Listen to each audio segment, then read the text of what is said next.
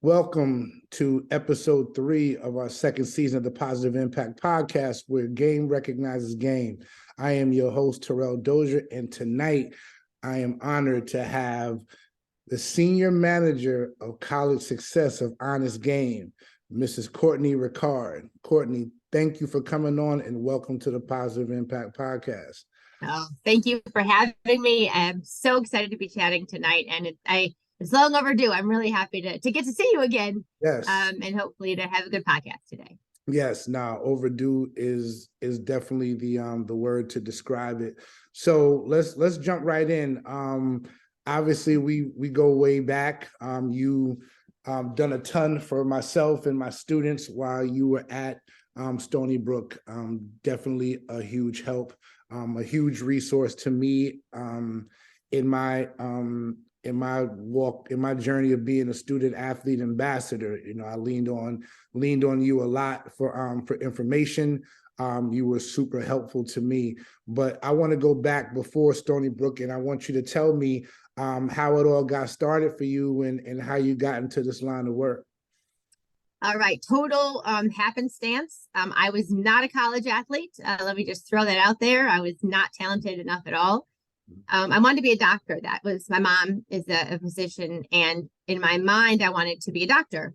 And so looked, where am I going to college? I grew up in a little town in Wisconsin, and I knew I wanted to go far from home. Otherwise, my mom would be in my college dorm room all the time. So I was like, let me go far. I want to go to Marquette, too close, because I grew up a Marquette basketball fan. Okay. So our house was Al McGuire fans. We grew up Marquette basketball. I actually didn't know that there was a team called the Green Bay Packers. I had no clue who the Wisconsin Badgers were. We were Marquette fans. So I already had this love of college basketball, and I wanted to go to Marquette, too close. So I went to Seton Hall in New Jersey for college. And I was there a couple of weeks. And my college roommate's boyfriend would actually come over to the room, and he'd be doing his math, and he was struggling. So I would help him. And after like a couple of days, he looks at me and he was like, you should get paid for this. And I said, yes, I should get paid for this. And he's like, well, I come here because I have study hall at 7. And if I show up at 7 with my math done, I don't have to stay. And I was like, what is this study hall? Like, I don't get it. But he was on the soccer team. And so he said, come down and meet my advisor. So little do I know, I go to the athletic department at Seton Hall, and I met the woman, the myth, the legend. So Robin Cunningham was the first female student athlete at Seton Hall. Her number is retired in the rafters. So if you ever get to Walsh Gym, you'll see Robin Cunningham's number and name up there. But Robin started the academic support area at Seton Hall back in the 80s. She started what is there today was built by Robin. And I went down to the basement of the athletic department and said, hi, I'd like to tutor. So she said, yes. I didn't realize what I was walking into. I was walking into a very well-established academic advising for student athlete program at a Division I institution that she had built from the ground up. Their staff was amazing. It was a family atmosphere. Students loved going into study hall. And I kind of watched it around me for 4 years of college. I watched these professionals interact with each other. I watched them interact with the student athletes, still thinking medical school. But I loved my campus job. I loved everything about it. And so the summer between my junior and senior year, MCAT time, applications for medical school, I went on a mission trip to Trinidad. And people think this is a joke, but it's very serious. I was on the top of a mountain at night. And all of a sudden I was like, what am I doing? I don't want to go to medical school. I want to be Robin Cunningham when I grow up. I want to work with athletes. It was awesome. And so I got back. I flew into Newark from Trinidad, and I walked into her office on a Friday morning, and I said, I'm not going to medical school. Like, I want to be you. Help me to be an athletic administrator when I grow up. And so she hired me as a graduate assistant. I stayed there for that year. I worked full time then for them. They had a position open. So I worked for 3 years at Seton Hall and never thought that I would leave. I loved it there. I loved every part of it. But Stony Brook came a knocking. So I actually left everything I knew at Seton Hall and came to Long Island at Stony Brook to where it was the exact opposite. Right. They were new to Division I. The faculty had no clue what that even meant. Student athletes, like, what is study hall? It was in the cafeteria. We didn't have an academic center. But I got there in 2003 and built what I hope was the Seton Hall of the East. I just watched everything that had been done at Seton Hall, and I did that at Stony Brook. Absolutely, absolutely. But I want to go back to when do you first begin becoming conflicted with med school and Oh, working in the athletic department? So talk about that a little bit, and how you know, when you first became conflicted, how long did you go back and forth, and then that climb up the mountain and eventually making that decision for yourself? yeah, that's a great question, because it definitely was not a quick thought on a mountain. I think, looking back, I remember just struggling. Like, organic chemistry was hard, physics was hard, but I liked the challenge. But I ended up, like, where was my solace? It was in athletics. It was going downstairs and feeling, I think for a little bit of me was, I think I'm a teacher at heart. Right. And I loved watching that kind of dichotomy of, like, the student athletes that I would tutor, they would like earn, a better grade than last semester, or they would achieve something and they would learn a new concept. And that same achievement and success, I wanted to draw out from them, because I watched them do it on the court, on the field, in the pool, so I knew that they could achieve that same feeling in academics as they were doing so well in athletics. And when I started to really focus on that, I thought, like, that's the best part of my day. So, for me, my junior year specifically, I really was thinking, like, can I go to medical school? Am I going to get in? But at the same time, why am I doing this? I was just kept grinding, and I wasn't finding any joy. But when Seton Hall's small. When I would walk across campus from the biology building to the athletic department, like, my demeanor would change. I would walk into that space. I just really think that I looking at my day and my happy moments of my day, you find that you're far from home. I was, like, so far from home, and I wanted to find that joy more often. And the joy that I got was just watching student athletes succeed. It was awesome. So I think that the junior year was a struggle, but I can still feel the relief when I flew home and I told my mom, I don't want to go to medical school. I want to be Robin. And she had known Robin, because, of course, I talked about Robin for 3 years. Her face was so, like, just, she had this calmness about her. And I was like, what? She's like, I didn't want you to be a doctor. Look how happy you are when you're in the athletic department. I said, well, you could have told me that, before I struggled through organic chemistry. Right. But she knew how happy it made me. And now as a parent, I see that. She didn't want to tell me, you don't want to go to medical school. Right. Look at your joy. She wanted me to find that answer myself. And I think that junior year really was tough. But I remember that day in our kitchen when I said it, and she just was like, yes, great. Right. So that was really, and then that senior year, it was awesome, because there was no medical school worries. I just had to graduate. I knew I was going to be a graduate assistant. And Robin really said, listen, if you're going to do this, you need to jump in with 2 feet. So how much of that, like, when you got to Stony Brook, like, how much of that did you carry with you? You know what I mean? Because obviously, people get into places because of people sometimes, right? And there's people who, people give all this respect to, like, if it wasn't for this person, right? And, some people carry that with them, right? And you want to be Robin Cunningham for the next Courtney Rickard, right? And so I'm about paying it forward. So, like, how much of that from her did you carry with you to Stony Brook? Because I took advantage of that, right? Like, you were super helpful to me. So, like, what was your mission once you got to Stony Brook, and what did you want to do to build what what's kind of there, right? What's pretty much there right now? I think that the mentor part is really what drove me, and I because, again, I had watched her do that. Who's I was this little biology major freshman from Wisconsin, and she gave me an opportunity, and she let me grow and learn. And that's, to this day, even in my new position now, that is, to me, the most important thing. It was a very, very small staff. And then 9 months into being at Stony Brook, it was just me. Everybody left and it was just me. And I said, go back to what you know, help to grow the business, help to find people who want to do this. And if they don't know for sure, give them a little bit of a taste and let them definitely see. And that's really how it was. I had a graduate assistant. And to this day, we're such great friends. She's now assistant principal, but she spent her graduate years with me. and I taught her, and we worked together, and she made me better.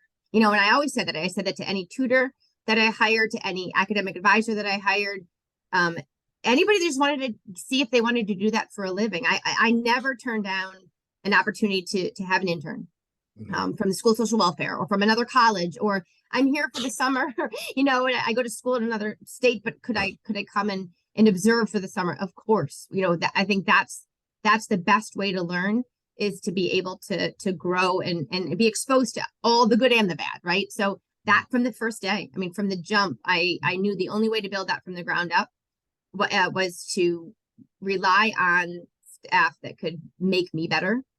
And I always said that. I said, I am only as good as these 50 tutors that we have. I'm only as good as, you know, the 5 staff that we have. But at the end of the day, it's not I at all. Right. We have to carry this, right? We have to make it better than it was yesterday. And that was really just a mentality, I think, from the beginning. But I also knew what when the finished product was there, what would happen at the end, right? The students that would be able to graduate who might not have even thought about going to college. You know, the fact they could go and get jobs after school, and they didn't know that was an option. They were just student athletes for their whole life, but that was their identity. Right. So I think just sticking to that mentor concept, just being a mentor for somebody else and giving everybody a chance. I love that. I love that. So I got to ask this question because I know what it evolved into. So when you took the job at Stony Brook, what was your official title? Oh, so my first title was academic advisor. When I first got hired, academic advisor. I had an office in a closet, and that was my first title. Academic advisor. Yeah. Next thing you know, and let me get this right. I can't miss anything. Senior Associate Athletic Director for Student Athlete Development and Life Skills / Senior Woman Administrator. Talk to me about the evolution. How did we go from academic advisor to all of that? Right. I would go luck, no, right place at the right time. But I also think back then, and this was years ago, there was a concept and a vision where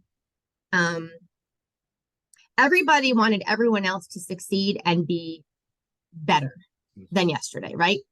And if you look at that group a long time ago, most of them are now extremely successful athletic directors at other colleges. Yeah, you know, one of the administrators is now in charge of where the Cleveland Cavaliers play, in charge of the whole facility. Yeah. When you look back to that group, everyone was driving to make this place better, learn and grow, and then go out and do the same thing somewhere else and help someone else grow and be that, right? And I was surrounded, you know, really from 2004 in those early years with such great leadership around me. My second boss there, Donna Woodruff, is now the athletic director at Loyola in Maryland, and I reported directly to her.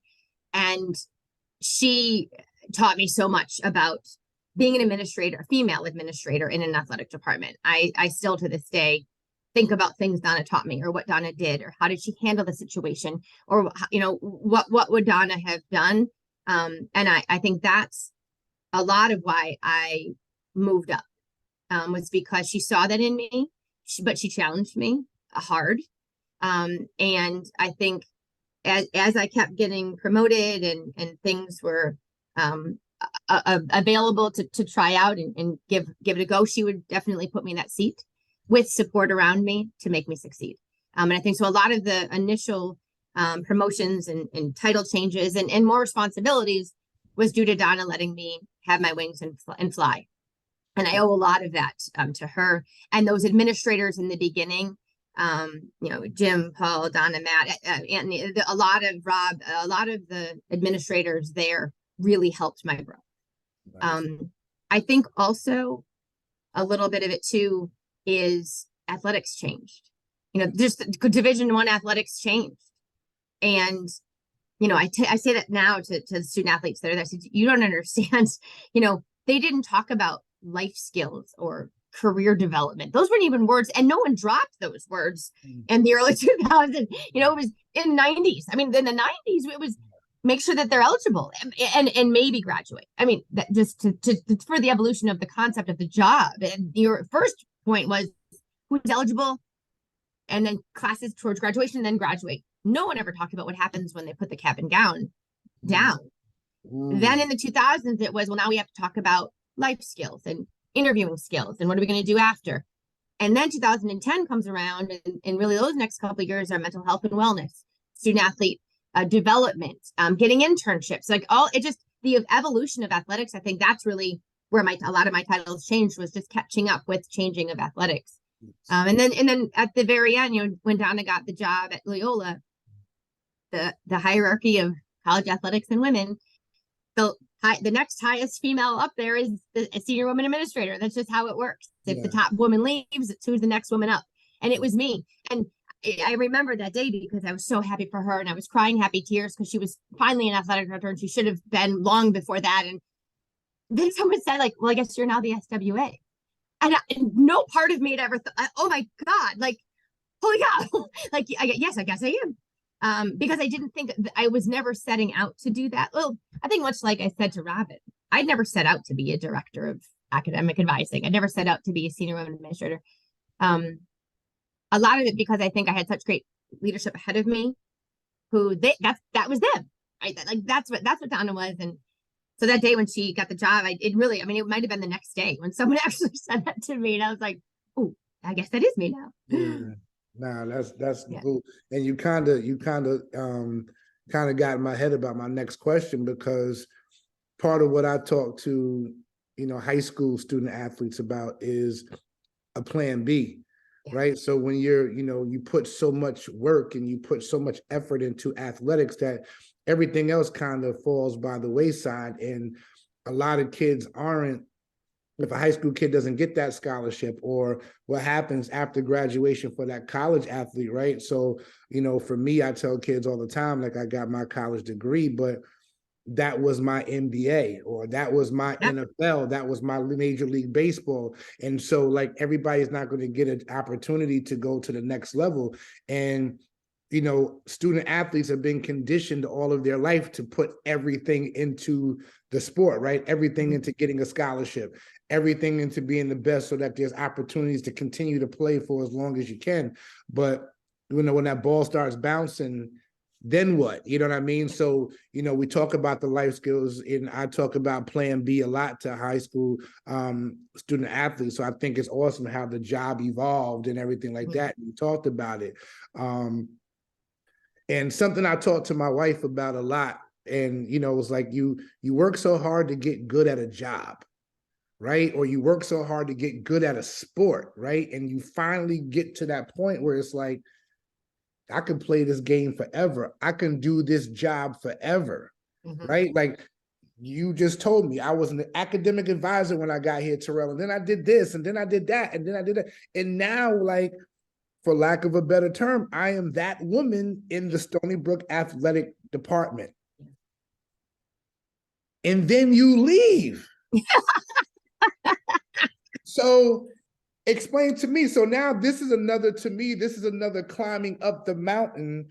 So now we're going from med school, Seton Hall. Now we're doing Stony Brook, honest game. Now, talk to me about this huge transition that you made. When I felt like, when I saw it, I was like, oh, what? Like, people work all their lives to get to a position at a Division I school that you were in, Courtney.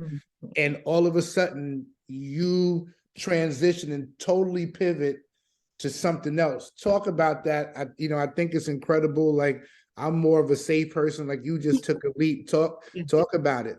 Oh, it's just uncharacteristic. I talk about safe. I'm a belt and suspenders kind of gal. I don't jump far. I definitely I'm a safe person. But in 2021, I was a different person, right? I have an amazing husband who I didn't get to see a lot because I'd be at work. We have three amazing kids who I couldn't enroll in sports because I wasn't around to drive them. Because if it was during basketball season and my husband's a basketball coach, I would be at the game, or I'd be at recruiting events, or I'd be a development issue, or there'd be a donor. And so I couldn't rely, they couldn't rely on me. I couldn't do the mom things that I wanted. And I think also the more, and like looking back, right? I mean, hindsight's amazing. I've been gone for 2 years now. Actually, it'll be 2 years next week. Okay. And, you know, looking back, I think I didn't know I could do something else. I didn't give myself enough opportunity to think there might be something else out there where I could be a better wife, where I could be a better mom, where God forbid I could actually do something for me. You know, that there's all of those hours in the day, and there's an environment in which to work that would support all of that. And so it was by chance, but I think I'm a religious person. I think it was a huge God moment that Honest Game came into my life exactly when I needed it for so many reasons. We're a female founded company. So there are 2 women in Chicago who started Honest Game. Almost everyone in our company has kids. Most of us have children under 13. Everybody gets it. But also, it is an environment in which we celebrate everybody. Everyone's successes and everyone's failures is everyone. And it's an environment for me and my family, and our place of where we're at as the Rickard family, that this is an amazing step for me. But I also really love that it's a challenge every day. So 2 years ago, almost 2.5 years ago now, I was contacted by Honest Game to take a look at their software.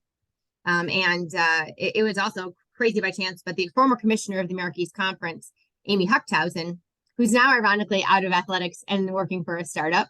But Amy called me and said, listen, I'm an advisor to this company. They claim that they have automated academic eligibility to play college sports. Take a look, talk to them, poke holes in it. You know, what do you think? I need your academics and compliance perspective. And Amy and I had gone way back, literally back to 2003 when she was at the America East the first time. I was the academic advisor, but I was also in charge of all of the APR, academic progress rate, and the graduation success rate at Stony Brook. So I was an academic geek guru for athletics. And Amy knew that. So I got on with these 2 women in a Zoom, and right out of COVID. And within minutes, I was like, whoa, they've got energy, much like I do. And it was I just felt like they're amazing. And holy cow, they actually did automate academic eligibility for college sports. So I think, you know, right away, I said, wow, this product is amazing. The company is amazing. These 2 women are great leaders, female leaders.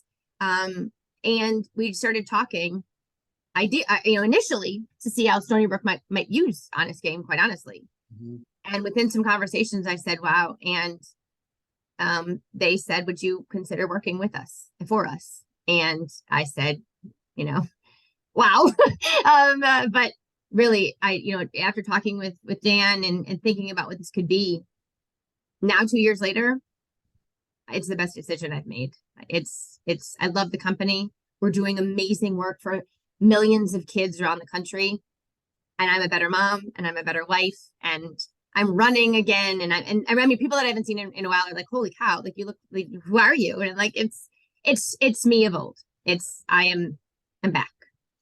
Well, kudos to you for that. And listen, I can attest, I had the opportunity to get on the Zoom with Kim and Joyce, and yes, their energy is contagious. And, you know, when you're doing this line of work, you know, as well as anybody that that energy goes a long way, you know, when you're pouring into our youth and everything. Yeah. So I applaud I applaud everything that Honest Game is doing.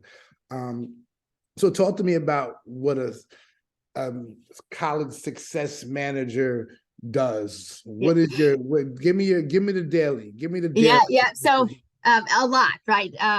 Because we're, again, I wouldn't even use this word startup anymore, because we actually were live in 2019. So we're well in. We have over 200 high schools across the country. We have 250,000 users on our platform, so we're big now. The basics are I oversee our academics and compliance of our reports. I make sure, and I am overseeing that our customers, our high schools, our students, their families, and the clubs who purchase our out-of-game software and the academic reports that we provide are being serviced appropriately and up to the NCAA standards. I also have a real fun, the part of my day that I love is interacting with high schools to help them get their NCAA portal up and running or fixed. Maybe they haven't logged in 10 years and none of their athletes in their high school can even go to college because they didn't follow all the rules. And so those are the best parts of my day. I did one today. I got a high school. We worked with a high school and all of my staff was so helpful.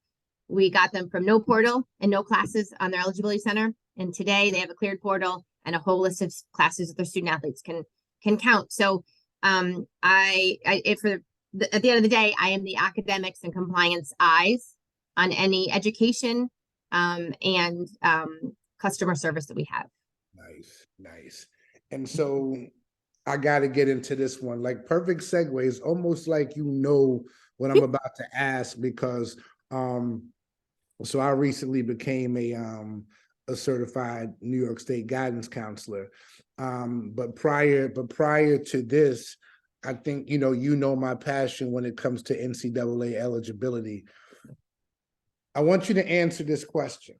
Does Honest Game ever get any pushback from guidance counselors in these school districts, right? Because it's part of their job as well, right? Like, you know what I mean? And when you sit there and say, hey, these classes are supposed to be here on the portal, or you look at a transcript and it's like, well, I don't even see this math on their updated portal because it hasn't been updated in 10 years. Like, yeah. Have you guys received any pushback from guidance counselors? How do you guys manage and massage that relationship? It's like you sat in the seat this morning on my 10 o'clock call, because I had one of those today. And I think for everyone where we log on and they're like, oh my God, thank you. Because I am so overworked. I have 400 students on my caseload. I just got charged with the NCAA portal. I don't even know what that means, where my login is. Oh my God, thank you, Honest Game, for helping me because I am so overwhelmed and I know it's not right. And I am so sad.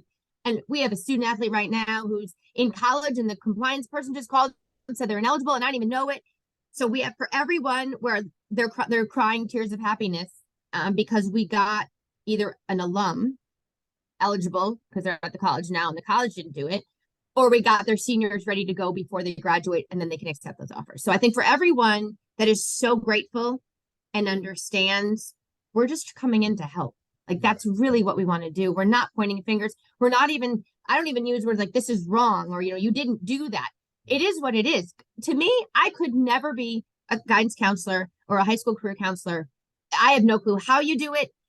They have the hardest job in school, hands down. It's the hardest job in the school. And then the NCAA goes and asks them to do a whole nother set without any education, minimal education, without coming in, changing the rules all the time, making it hard to rename a class when somebody's decided we're going to call it Algebra 2 and not Algebra 2 Trig. And now there's more work on the counselor's plate. So I think so many are so thankful, but we do have some who come on because maybe their athletic department decided to purchase Honest Game, or maybe their head of curriculum, or many schools share it because really we can work with all students potentially. So it might not just be the student athletes. Maybe they're so happy because now they have automation for, participating in high school sports, right? And, or clubs or theater.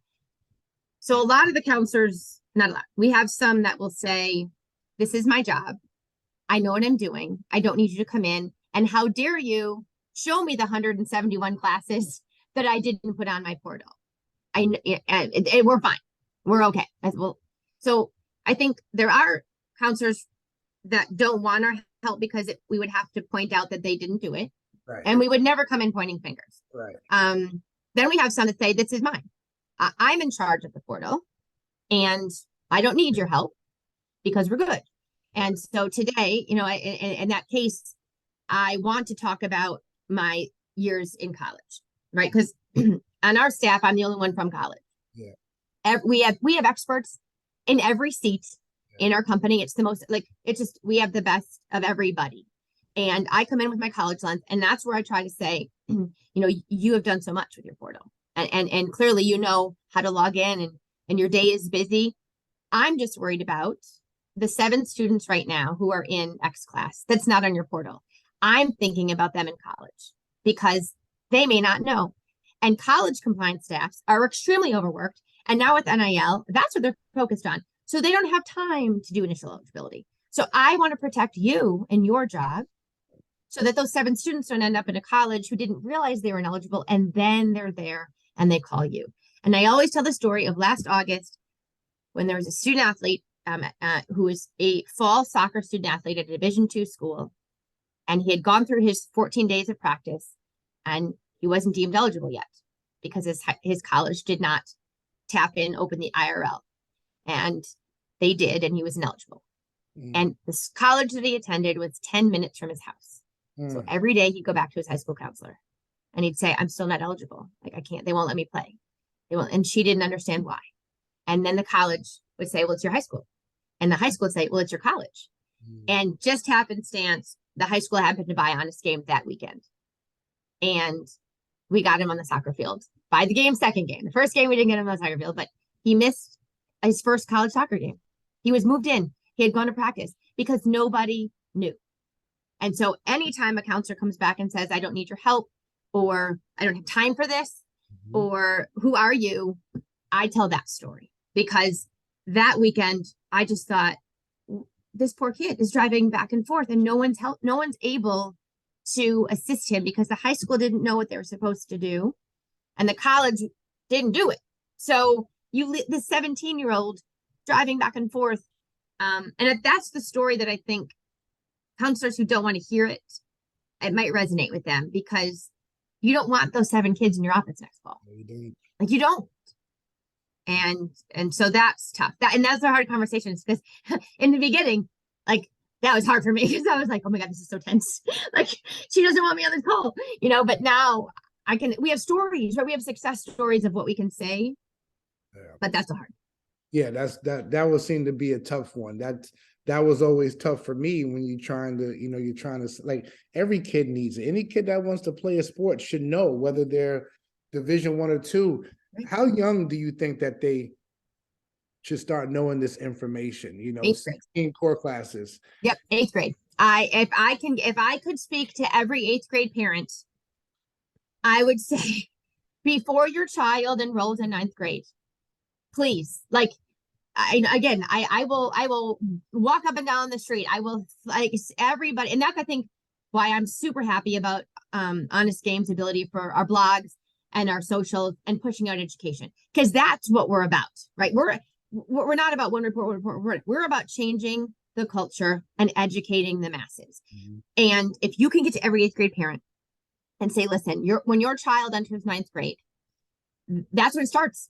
That's when it starts, right? And so when we get on calls and we can have that ability, some high schools will just give you the seniors. I'm like, oh no, that's too late. Like, I'm just telling you right now, the 10-7 rule is locked for those seniors. Like, I don't even want to talk about who's ineligible now.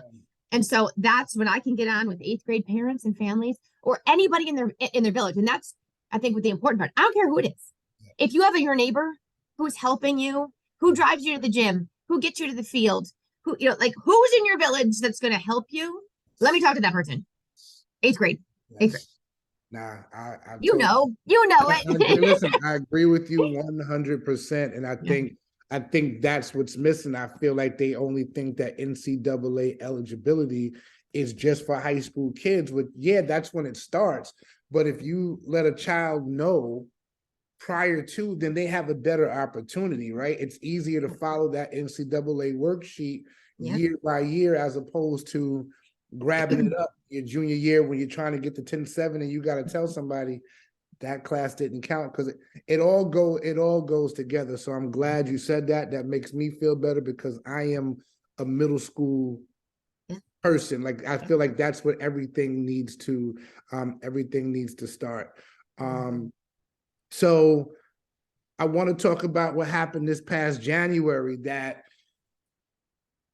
could have helped a lot of people when I came through playing basketball, playing sports. So, you know, when I graduated high school in 91, the SATs were just, you know, they were just coming out. You just had to get a 700, and it was so tough for student athletes to get a 700.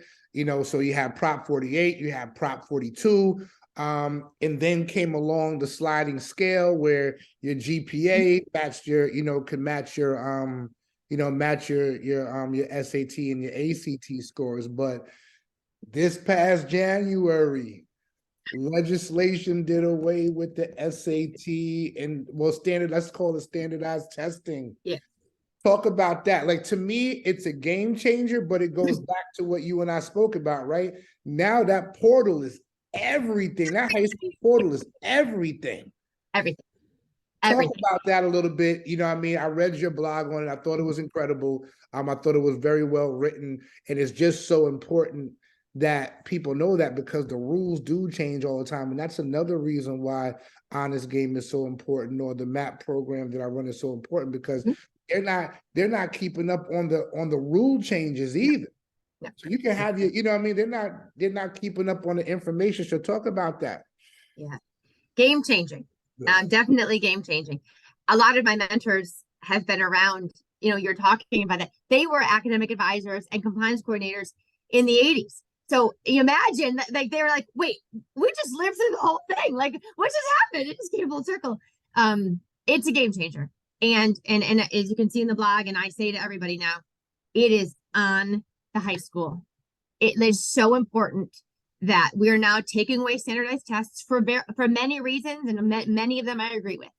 But at the end of the day, the only thing for Division I and Division II is 16 core courses decided by your high school, submitted by your high school, renamed by your high school, and hopefully the 2 portal people assigned in your high school actually know how to log in. It is the responsibility now. And again, talk about these counselors having full plates. It just got dumped on, because no longer can you say the student athlete isn't eligible because of a test score, because there will not be a test score.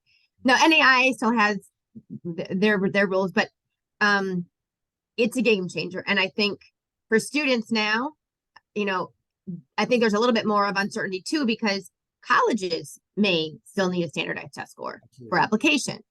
Maybe the school doesn't need one, but if you want to get into the business major, you need one. So try telling a sophomore and junior that that you know, you might need one, not really sure. Take one if it's there. You know, that's going to be a little bit more now too. Is you can't just grab an extra one in, you know, spring of your senior year and just hope for the best. So now the NCAA pulling it away is a game changer for eligibility, but admissibility, I think now it's even more murky, because now what does that mean? Yeah. Nah, I love that. I love that. Obviously I could talk to you for hours about this, right? Great. But we both have families that we need to get back into, and they've been super lenient in allowing us to have this, you know, this 45 minutes. I have these on because I have no clue what's happening outside that door. So I don't know what forts are being built or so we want to be mindful of that. So as we wrap this up, I want to ask you a few questions. Okay. They're going to be a little difficult. It's going to put you on the hot seat for sure. Okay. So my first one, in all of your years at Stony Brook and the growth of Stony Brook athletics to where it is now, and it's doing great, going from a Division III school to a Division I school to the America East Conference, and now in the CAA. And the football team is doing great. Basketball, all the athletic programs are doing great. But you've seen them all. You've seen them all. Great hair. Give me five of the most, who you feel like were the most, I don't want to say the most important, but people come through and they change programs around like no other player there, right? And it can't be denied. Yeah. Give me those five. Oh, wow.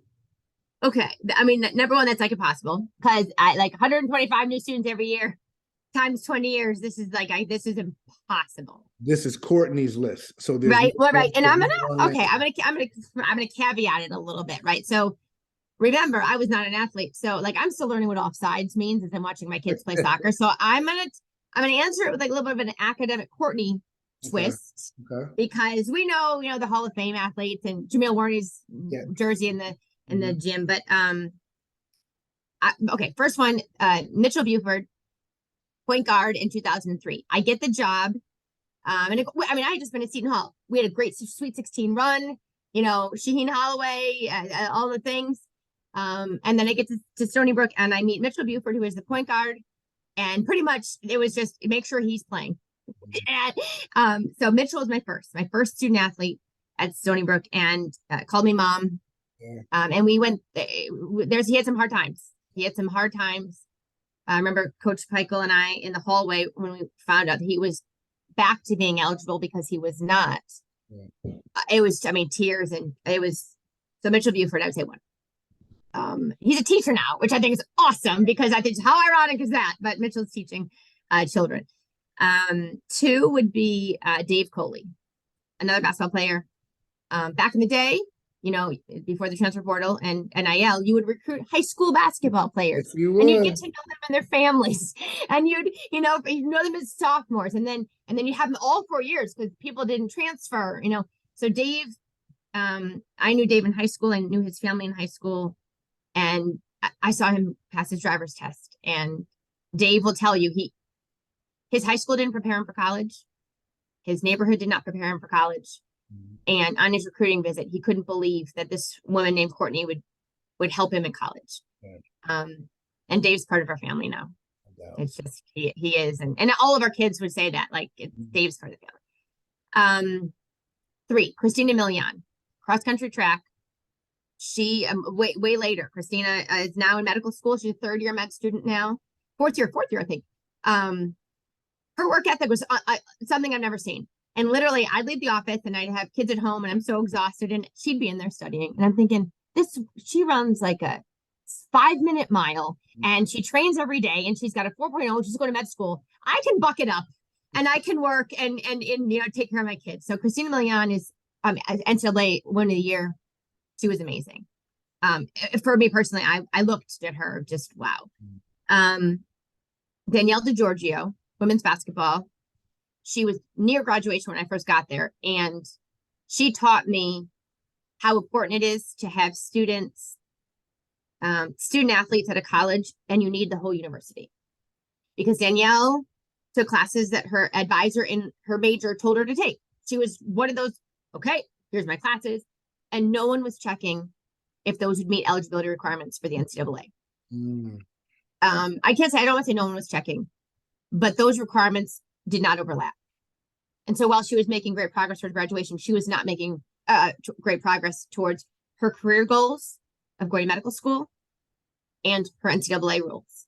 And I came in and I was forced to fix it and to figure out a plan.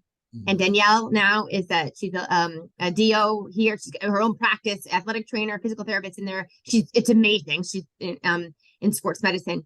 But Danielle taught me, you can't do this alone. Right. The athletic department cannot be a silo on a college campus. And if it is, the students suffer. And she taught me that. And I think my last one of all time was Brendan Michoud, men's lacrosse. Brendan was injured, got hit towards ACL bad in his sophomore year or junior year of playing. And I didn't realize the full effect of identity in sport until Brendan went down. And the conversations I had in my office with him about who am I now? Like, I can't play lacrosse this year. Like, I've never not played lacrosse. And I thought, like, that's really hard. I didn't realize how hard that was. That's how student athletes identify. That is their being. That is their reason to get up every morning. And if you didn't have that, and I watched that evolution of Brendan getting through surgery and through rehab and coming back to the field and then being scared about, am I going to get hurt again? And if I'm not succeeding, what do people think about me? And I really didn't know that lens until I lived that with him. And that was, that taught me a lot about, there's so much more. There's so much more. So that's my five. I love it. I love And it. that's a Courtney 5. That's all it has to be. Listen, and I There we love go. the breakdown. I love the breakdown of each one.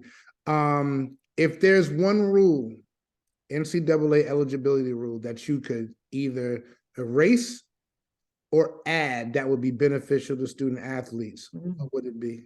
Wow. Okay.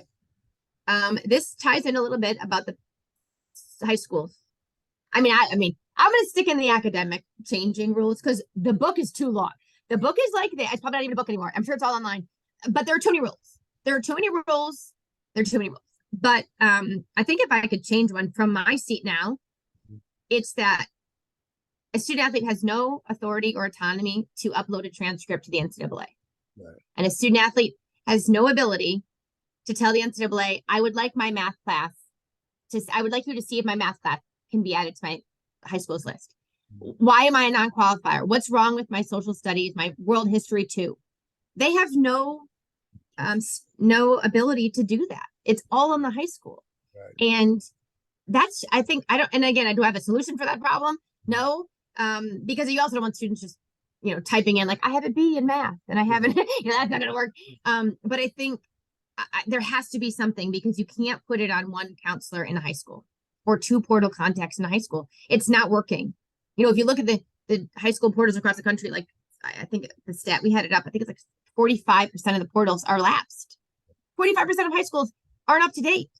And how many hundreds of thousands of students is that affecting? I mean, that it has to change. They can't upload their own transcript. That's hard. I definitely understand that. And I love that rule change. I love that. So the last question that I always ask all my guests is, when it's all said and done, how does Courtney Rickard want to be remembered? Jeez. I think it goes back a little bit to the mentor part. I want to have made some good. I want to have instilled some thought in students, in high school professionals. I want to show we can do this. And maybe how am I remembered? That I had a little part in giving confidence to students that didn't think they could do it, to giving